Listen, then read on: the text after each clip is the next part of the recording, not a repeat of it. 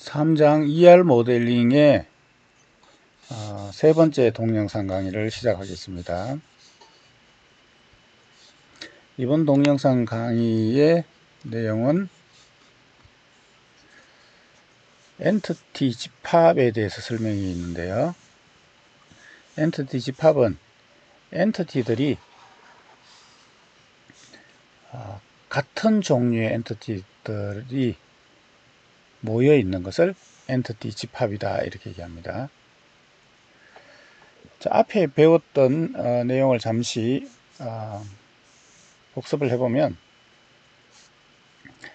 엔티티라고 하는 개념은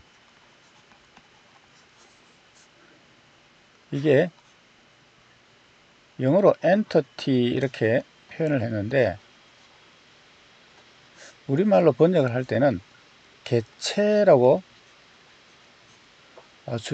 주로 번역을 합니다. 그래서 엔티티라고 해도 되고 객체라고 해도 되는데, 요거는 어떤 다른 것과 구별되는 어떤 독자적인 존재를 갖는 어떤 사람이나 사물이나 혹은 개념, 요걸 엔티티다 이렇게 얘기를 했습니다. 쉽게 얘기하면 어떤 오브젝트, 어떤 thing, 영어로 오브젝트는 보통 한국말로 번역할 때 객체라고 번역하죠. 그래서 어떤 객체, 오브젝트나 어떤 사실, 어떤 물건, 어떤 것, thing, 이것을 객체다 이렇게 부릅니다. 자, 예를 들어서 여기 어떤 사람이 있고 학생이 있고, 여기 어떤 학생이 있고, 여기 어떤 학생이 있어요. 여기는 어떤 교수가 있어요. 이들 각각은 객체, 엔티티입니다. 이 엔티티에 대해서 데이터를 표현할 때 이 엔티티가 갖는 속성의 값으로 이 엔티티에 대한 데이터, 엔티티에 대한 값을 표현하죠. 예를 들어서 이 사람의 이름은 홍길동이고, 나이는 20세고, 학교는 어디 다니고, 키는 몇 센치고, 이런 식으로 이 엔티티에 대해서 우리가 데이터를 표현할 때 그 엔티티의 속성의 값으로 표현을 하죠. 그래서 이 엔티티들은, 자, 예를 들어서 이거는 이제 어떤 교수고, 이건 어떤 학생이라고 칩시다. 교수 엔티티와 학생 엔티티는 성격, 종류, 타입이 다르죠. 이 교수는 예를 들어서 직급이 뭐냐, 조교수냐, 보교수냐, 그 다음에 근무 일자, 20년 근무했다, 급여는 얼마다, 이런 식의 속성으로 표시될 텐데, 학생은 이름을 갖고, 나이를 갖고, 소속학과는 강원대, 몇 학년이냐, 4학년, 그동안에 수강한 학점은 예를 들어서 120학점, 이런 식의 학생을 표현하는 데 사용하는 속성들과 교수를 속성하는 데 사용하는 속성이 다르죠. 그래서 어떤 엔티티의 종류, 타입이라는 것은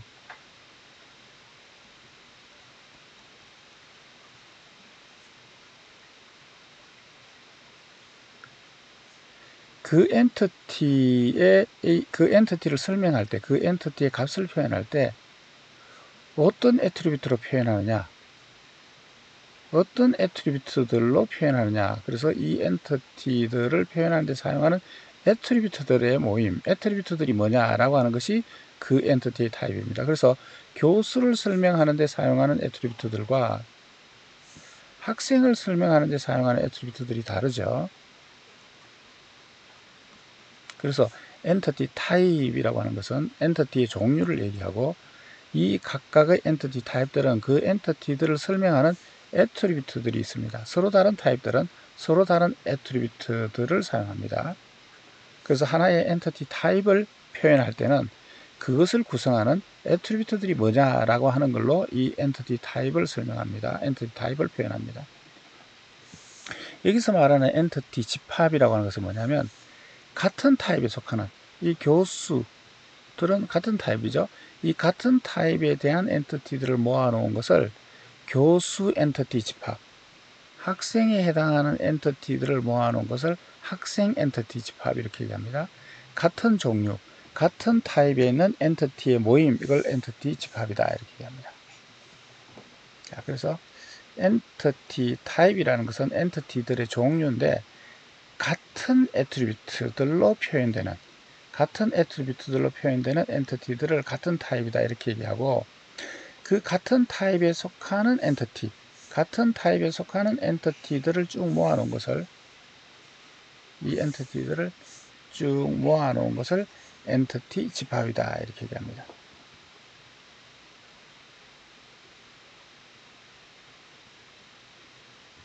자, 뒤에 예제를 먼저 설명을 하고 보겠습니다. 자, 여기 예를 들어서 자동차의 정보를 우리가 표현한다 칩시다. 그럼 여기 차가 하나 있어요. 어떤 차가 하나 있어요. 여기도 또 어떤 차가 하나 있어요. 이 차 각각은 엔티티들이죠. 이 차에 대한 정보를 표현할 때 자동차 번호판은 이 차의 자동차 번호판은 무엇이고, 요거는 이제 차대 번호라고 해서 차의 엔진을 구현하는 일련 번호, 차대 번호, 어느 회사에서 만들었느냐, 포드에서 만들었다. 그 다음에 요거는 모델은 컨버터블이라는 거다. 몇 년도에 만들었냐, 차의 색깔은 뭐냐 라고 하는 이 속성의 값으로 이 차에 대한, 차의 엔티티에 대한 정보를 표현을 했습니다. 또 다른 차는 똑같은 애트리뷰트들을 사용해서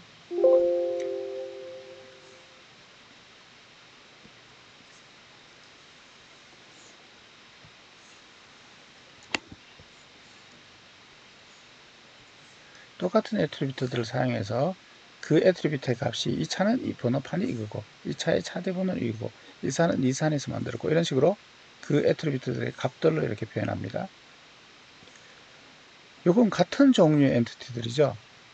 같은 종류의 엔티티들은 같은 애트리뷰트들을 사용해서 그 애트리뷰트의 값으로, 예를 들어서 자동차 번호판, 자동차 번호, 차대 번호, 다 같은 애트리뷰트들을 사용해서 그 애트리뷰트의 값으로 각 엔티티들을 표현합니다. 같은 애트리뷰트들을 사용하는 것을 같은 타입이라고 할 수 있죠. 그래서 이 엔티티의 타입은 자동차 타입인데, 그 자동차 타입은 이 애트리뷰트를 사용한다 라고 해서, 이 엔티티 타입은 이 애트리뷰트들이 뭐냐라고 하는 걸로 이 엔티티 타입이 뭐다라고 하는 것을 설명할 수 있습니다. 이 같은 애트리뷰트들을 사용하는 값들, 그걸로 표현되는 엔티티들의 모임을 엔티티 집합이다 이렇게 얘기합니다. 그래서 엔티티 집합은 같은 타입의 엔티티들의 모임, 이걸 엔티티 집합이라고 하고, 같은 타입이라고 하면 요 애트리뷰트, 동일한 애트리뷰트들의 값으로, 동일한 애트리뷰트들에 대해서 값을 이렇게 각자의 엔티티에 대해서 값이 표현되는, 이것이 같은 타입의 엔티티들이다 이렇게 부를 수 있습니다. 요거 엔티티 집합,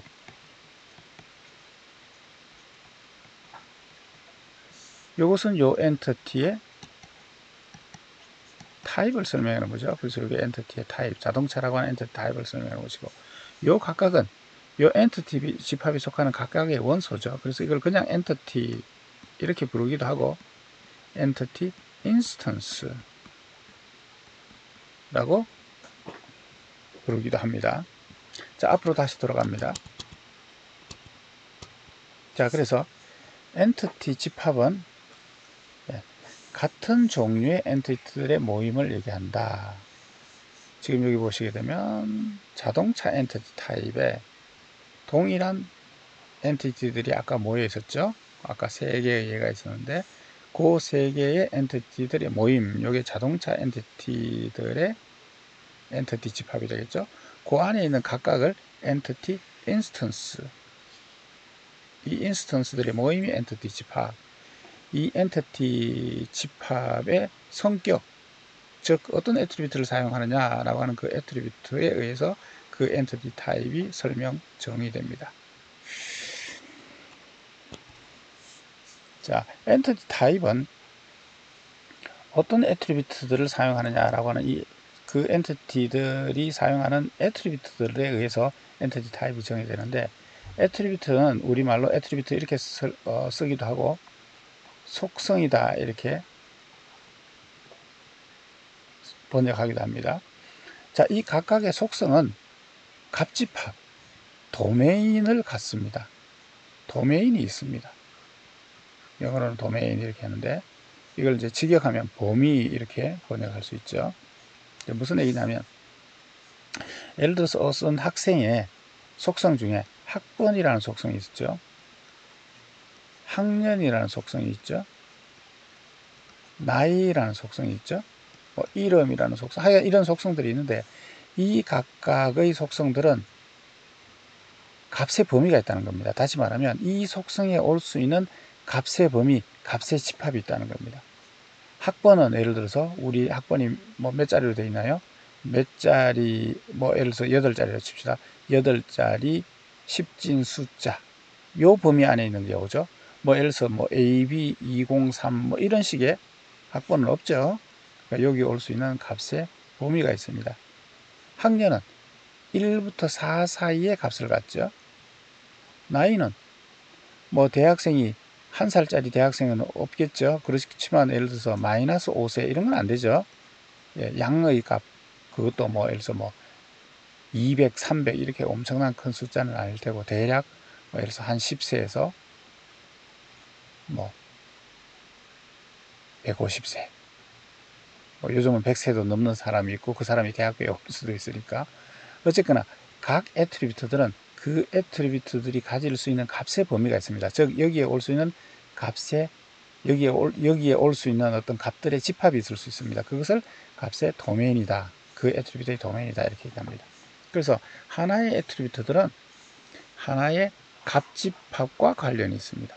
예를 들어서 어떤 사람의 이름, last name은 최대 15개의 문자로 이루어져 있는 문자열 집합, 그 문자열 최대 15개로 이루어져 있는 문자열을 가질 수 있다. 그래서 거기에 올 수 있는 어떤 값집합이 있다는 거죠.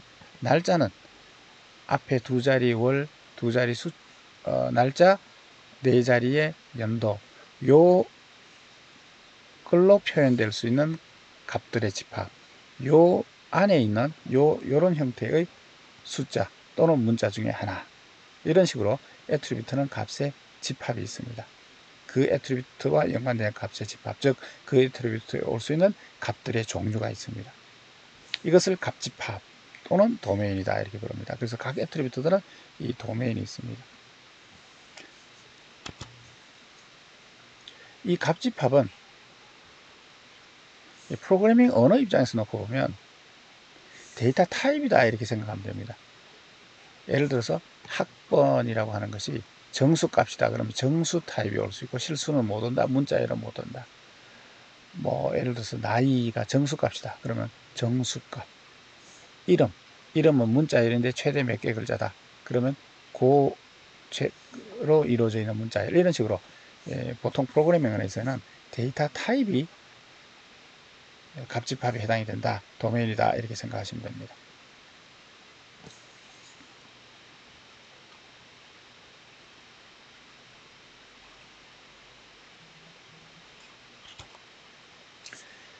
자, ER 모델에서는 데이터를 엔티티와 그 엔티티들 사이의 관계, 릴레이션십으로 모든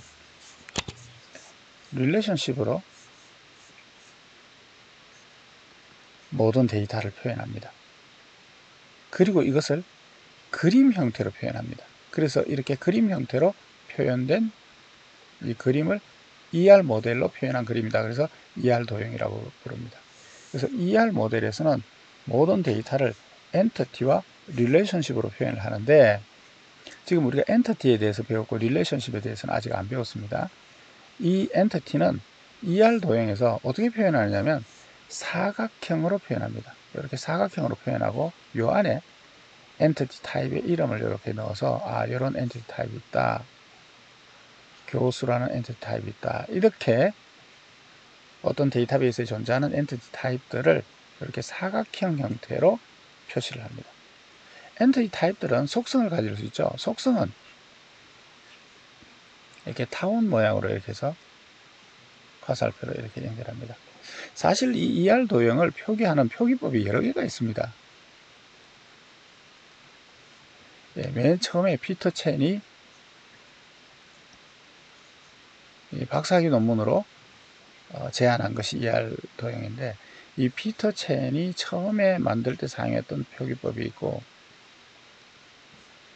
그 다음에 이거 말고 여러 종류의 ER 도형을 표기하는 표기법이 있습니다. 예를 들어서 새의 다리처럼 표현한다. 그래서 세족 법, 세족 표기, 새의 다리란 브로드 피트니까 세족, 그 다음에 정보공학에서 사용하는 방법, UML에서 사용하는 방법, 이런 식으로 여러 가지 표기법이 있는데, 우리 책에서는 피터 첸의 처음 오리지널 표기법을 지금 가지고 설명하는데, 사실 이 표기법은 보통 이제 요즘 어떤 실제 ER 도형을 작성하는 어떤 그런 드로잉 도구들이 있습니다. 이 도구들에서 이걸 사용하지는 않고 다른 방법을 사용하는데, 우리 책에서는 어쨌거나 오리지널리티를 위해서 이 표기법을 설명하고 있습니다. 이 표기법에 의하면 엔티티는 이렇게 사각형을 표현하고, 애트리뷰트들을 예를 들어서 교수 번호, 이름, 나이, 이런 식의 애트리뷰트들을 이렇게 타원으로 해서 선을 이렇게 연결하도록, 이 표기법을 지금 소개를 하고 있습니다. 자, 그래서 ER 다이어그램에서 엔티티 타입은 사각형 상자로 표시합니다. 엔티티 타입들은 애트리뷰트를 가질 수 있는데 원 모양으로 해서 이렇게 애트리뷰트를 표현한다. 만약에 복합 애트리뷰트는 어떻게 하느냐, 어떤 애트리뷰트가 컴포넌트 애트리뷰트를 갖는다 그러면 이렇게 컴포넌트를 이렇게 표현하고, 그것이 다시 컴포넌트를 갖는다 그러면 이렇게 계층적 모양으로 표현을 합니다. 키 애트리뷰트에는 키라고 하는 것을 표시하기 위해서 밑줄을 긋습니다. 값이 여러 개 올 수 있는 집합으로 올 수 있는 이런 다치 애트리뷰트는 선을 그릴 때 선을 두 개 이렇게 이중으로 그어서 집합이라고 하는 것을 표시해 줍니다. 자, 뒤에 이 표기법이 나와 있습니다. 이 표기법은 아까도 말씀드린 것처럼 피터 첸의 원래 표기법을 지금 표시해 놓은 것이고, 다른 데서는 이제 이걸 약간 바꿔서 표현합니다. 여기 지금 여러 가지 요소가 표현되어 있는데, 우리가 지금 엔티티 타입 표기법을 보고 있으니까 엔티티 타입을 이렇게 사각형으로 합니다. 애트리뷰트는 이렇게 타원형으로 이렇게 표시를 해서 선으로 이렇게 엔티티 타입에 연결을 해 놓습니다. 키 애트리뷰트에는 밑줄을 긋는다. 집합 애트리뷰트는 이렇게 선을 두 종류로 한다. 복합 애트리뷰트는 이렇게 컴포넌트를 애트리뷰트에 이렇게 연결한다. 요거는 이제 유도된 애트리뷰트라고 하는 이제 그런 애트리뷰트고요. 나머지는 아직 안 배웠으니까 하여간 이렇게 표기합니다. 자, 이 표기법을 이용해서 아까 예제로 보셨던 자동차 엔티티 타입을 한번 표현해 보겠습니다. 자동차 엔티티 타입은 사각형 형태로 표현한다 그랬으니까 사각형에 이 사각형 안에다가 엔티티 타입의 이름을 이렇게 집어넣고요. 애트리뷰트들은 타원 형태로 해서 애트리뷰트 이름을 이 안에 넣고 이렇게 연결하면 됩니다.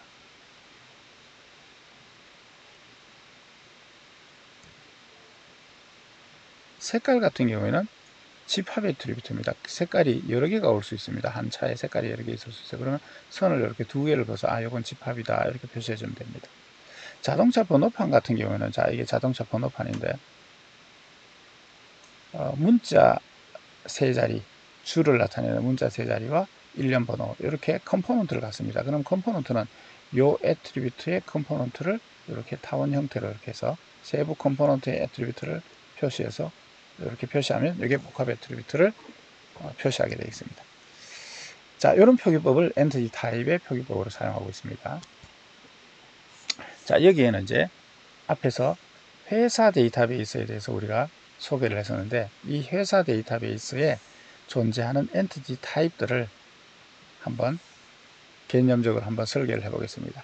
개념적 모델인 ER 모델을 이용해서 ER 도형으로 한번 표기를 해보자. 자, 그것의 이제 초기 버전을 이제 설계를 하는데 왜 초기 버전이라고 하느냐면 우리가 엔티티에 대해서 배웠고 릴레이션십에 대해서는 아직 안 배웠기 때문에 엔티티들만 우리가 모델링을 할 수밖에 없어서 이 엔티티만 한번 모델링을 해보려고 합니다. 자, 지난주에 우리가 이 회사 데이터베이스에 대해서 이 예제에 대해서 설명했는데 혹시 좀 기억을 되살리는 의미에서 한번 앞으로 한번 가보겠습니다.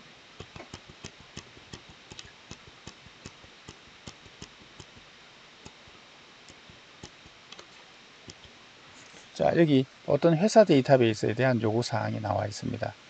이 요구사항들 안에는 엔티티에 대한 정보도 들어있고 릴레이션십에 대한 정보도 들어있는데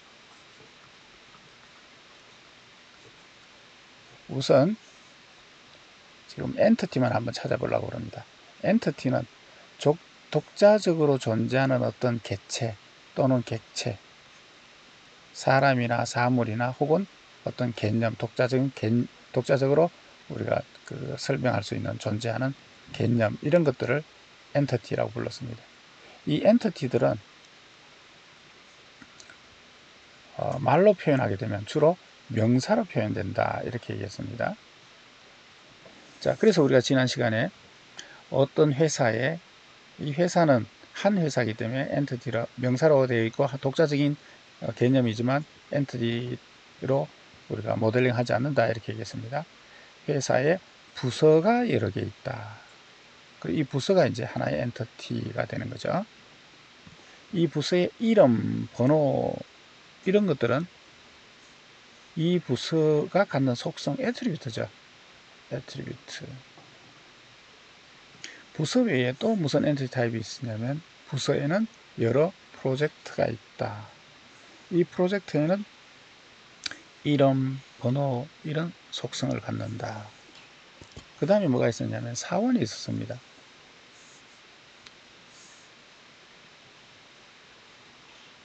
예, 사원의 주민번호, 주소 이런 것들은 속성이죠. 그 다음에 사원이 부양하는 부양가족이 있었습니다. 이 부양가족에는 부양가족의 이름, 성별 이런 것이 있었죠. 예, 요것을 아까 얘기했던 엔티티 타입의 모델링하는 요 표기법을 이용해서 한번 표현을 해봅시다. 그러면 여기 앞에 이 요구사항에서 우리가 네 가지 엔티티 타입이 있다 라고 했습니다. 부서, 그 부서에서 하는 업무, 사원, 부양가족 이렇게 네 개의 엔티티 타입이 있었고 요 각각이 어떤 속성을 가졌었죠. 자, 그래서 요 초기 버전을 모델링을 해보면 이렇게 모델링이 됩니다. 자, 앞에 이제 예제를 가지고 이제 보시면 예제와 이렇게 같이 놓고 보시면 이제 조금 더 요 모델링을 잘 이해하실 텐데요. 우선 이제 부서가 있습니다. 부서가 하나의 엔티티 타입이에요. 이 부서에는 부서의 번호가 있고요. 부서의 이름이 있고 부서의 관리자가 있다 이런 설명이 있었습니다. 이 관리자가 관리를 시작한 날짜, 그 다음에 위치가 있는데 위치가 여러 개 있다. 부서의 위치가 여러 군데 있을 수 있습니다. 자, 영업부서가 춘천에도 있고 홍천에도 있고 강릉에도 있고 여러 군데 있을 수 있다. 그래서 집합이다. 그래서 두 줄로 되어 있습니다. 부서에는 프로젝트가 있다라고 했어요. 업무. 이 업무에는 프로젝트의 이름이 있고 프로젝트의 번호가 있고 이 프로젝트를 수행하는 위치가 있고 이 프로젝트를 관리하는 부서가 있다 그랬어요. 관리하는 부서. 그리고 설명을 안 했는데 여기 밑줄 부서의 일련 번호, 이름, 여기 키가 될 수 있습니다. 이름도 만약에 같은 이름을 갖는 부서가 없다고 치면 얘도 키가 될 수 있습니다. 이 둘 중에 이것도 키가 될 수 있는 후보, 이것도 키가 될 수 있는 후보. 프로젝트도 프로젝트의 번호가 키가 될 수 있는 후보, 이름이 키가 될 수 있는 후보. 그 다음에 이 회사에 사원이 있다. 이 사원에 이름이 있고 이 이름은 first name, last name, middle name 해가지고 이 복합 애트리뷰트고요. 주민번호, 성별, 월급, 그 다음에 주소, 생일, 그 다음에 이 사람이 소속된 부서, 그리고 이 사람의 멘토, 이 사람의 감독자, 멘토, 그 다음에 이 사람이 어느 프로젝트에 참여해서 일하느냐, 이 사람이 일하는 근무, 어느 담당하는 프로젝트, 어떤 프로젝트를 주당 몇 시간씩 담당하고 있냐, 이 사람이 하는 업무, 그 다음에 부양가족이 있다 그랬죠. 부양가족. 이 부양가족에는 부양가족의 이름, 성별, 생일, 그 다음에 사원과의 관계, 이 사람을 부양하는 사원, 이렇게 엔티티 타입은 사각형으로, 그 엔티티 타입을 설명해 줄 수 있는 속성은 애트리뷰트로, 이렇게 엔티티 타입들을 모델링 할 수 있겠습니다. 사실 지금 여기에 모델링은 우리가 릴레이션십을 안 배웠기 때문에 릴레이션십들이 애트리뷰트로 이렇게 표현이 되어 있어서 이게 이제 제대로 된 모델링은 아닙니다만 어쨌거나 4개의 엔티티들을 지금 이렇게 간단하게 초기 버전으로 모델링을 할 수 있습니다. 자, 그 다음에 이제 이 ER 모델의 그 다음 요소가 관계, 릴레이션십입니다. 이 릴레이션십에 대해서는 다음번 동영상 강의에서 계속 이어서 하도록 하겠습니다. 수고했습니다.